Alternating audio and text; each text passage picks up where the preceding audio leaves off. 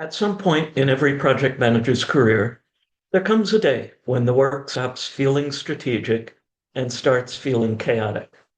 Their calendar fills with emergency meetings, problems multiply faster than they can be solved, and they spend more time reacting than leading. It's what we like to call firefighting. Some call it herding cats. Whatever the phrase, it means the same thing. You've lost control, and the project has started running you. Firefighting is seductive because it feels productive and fulfilling. You're busy, visible, and constantly solving problems. But underneath the energy lies exhaustion, inconsistency, and waste. Real project management isn't about heroically saving the day. It's about preventing the day from needing to be saved in the first place. The first step toward regaining stability is recognizing that chaos rarely comes from bad luck, but it comes from neglected fundamentals.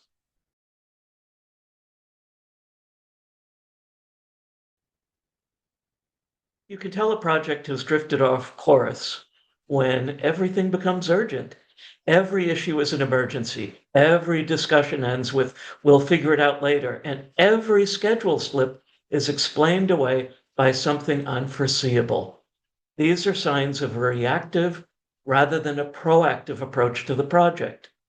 The uncomfortable truth is that firefighting is usually self-inflicted. When risks go unexamined, when decisions are made without data or follow through, when the team isn't aligned, the result isn't random chaos, it's predictable failure. The good news is that the same practices that prevent chaos can also restore order, but they require a pause, a moment of reflection, and the willingness to face the project as it really is.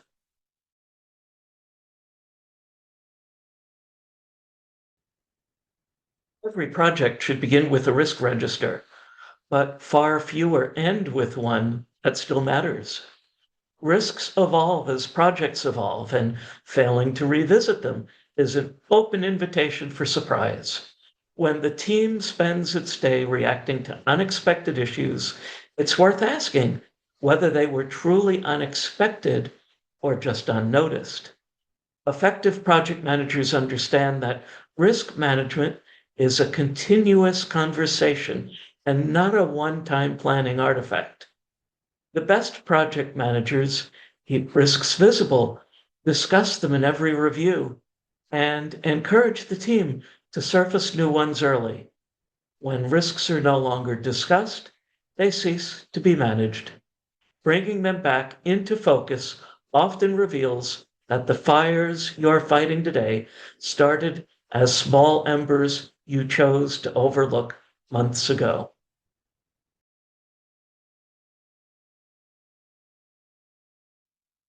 When projects start to wobble, decision making is often the first process to break down. Choices are made on the fly, ownership is unclear, and problems linger because no one knows who has the authority or courage to act. This vacuum creates paralysis, and paralysis breeds chaos. A project regains stability when decisions become deliberate again. That doesn't require bureaucracy or formal charters. It requires clarity. People need to know how decisions are made, who makes them, and how they'll be communicated. They need confidence that data, not emotion, drives direction. The goal isn't to make decisions faster. It's to make them cleaner so the team can move forward without second guessing every step. Every crisis meeting you hold is a reminder that earlier decisions were either poor or poorly communicated.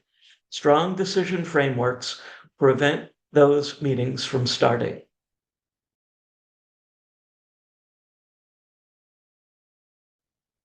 One of the most damaging habits of a firefighting culture is exclusion. Under pressure, project managers often narrow control.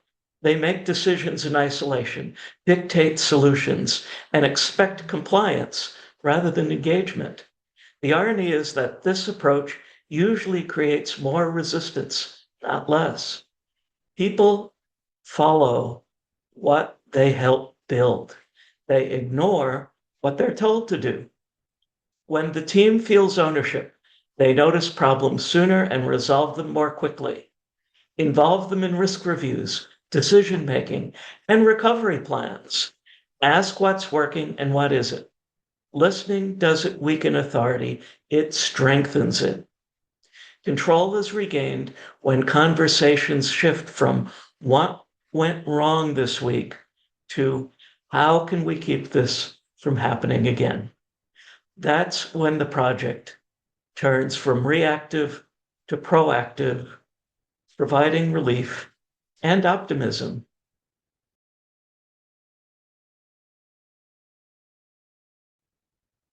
Project managers fail when they work in isolation. Stakeholders can either provide stability or amplify chaos. When their expectations diverge, project fractures. In firefighting mode, managers spend more time managing personalities than managing progress. It's easy to assume that alignment is something you set once during kickoff, but in reality, it decays over time. Priorities shift, new players join, and assumptions go unspoken. For long, what was once an agreement gives way to tension. Rebuilding alignment needs courage and clarity to revisit goals, reset expectations, and confirm that everyone still shares the same definition of success. That conversation isn't always comfortable, but it's always better and less costly than continuing a project that is misaligned. Once stakeholders are back on the same page, the project can stop lurching from crisis to crisis and start moving forward with purpose.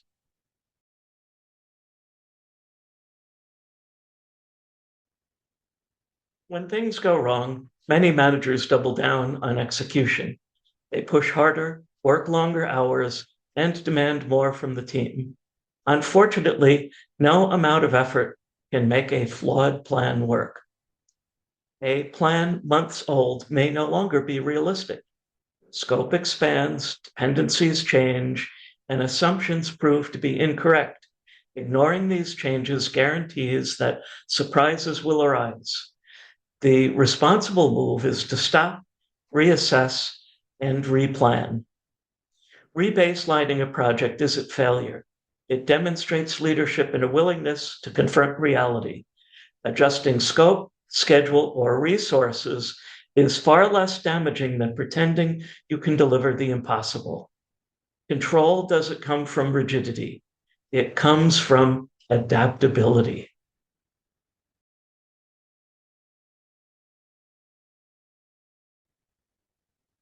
Even after the immediate fires are out, lasting stability depends on culture. Teams stuck in firefighting mode rarely take time to learn. They move from one emergency to the next. The cycle continues until someone deliberately breaks it. Building a learning culture doesn't require grand initiatives. It starts with simple habits, end of phase reviews, short retrospectives, and honest debriefs. What mattered wasn't just what went wrong, but why it went wrong and how it can be prevented over time. Celebrate learning the way you celebrate success. When reflection becomes part of the routine, early warning signs are noticed before they become alarms. Over time, this shift changes everything. Instead of waiting for problems, the team anticipates them. Instead of fearing mistakes, they analyze them to learn from them. That's what a reactive project becomes a resilient one.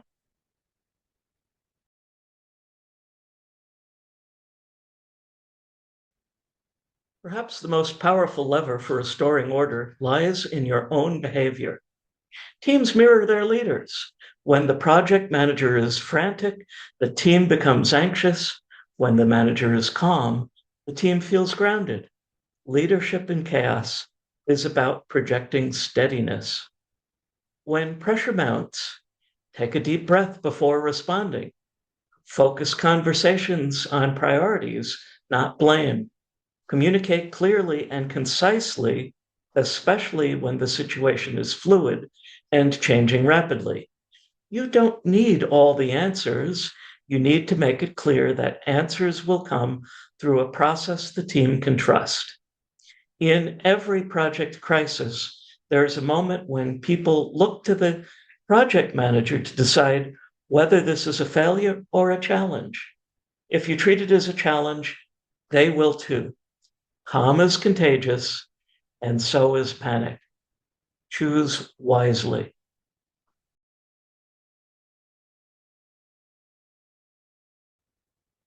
Firefighting is a symptom, not a strategy.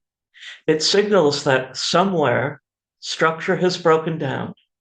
Risk management, decision making, team engagement, stakeholder alignment, or planning.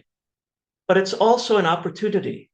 Every crisis exposes the weak points in your system, creating opportunities to address and strengthen them. The transition from chaos to control begins with a pause. Step back. Ask challenging questions to diagnose the situation. What risks have we ignored? How are decisions being made? Is the team fully engaged? And are all the stakeholders aligned? Is the plan realistic? Each one points to a practical way to stop reacting and start managing again. When you rebuild structure, communication, and trust, fires burn out on their own. Cats stop scattering, and you rediscover what project management was always meant to be. Not crisis response, but disciplined leadership that creates clarity and amid complexity. Ultimately, calm control is a hallmark of good leadership, because the best project managers aren't the ones who save their projects from disaster. They're the ones who build systems, teams, and habits that make disaster unlikely in the first place. Thanks for watching, everyone. If you're getting value from this content, please like, share, and consider subscribing. It would help tremendously to allow us to get word out to more aspiring, new, and accidental project managers. Take care, everyone, and I'll see you soon with another tip.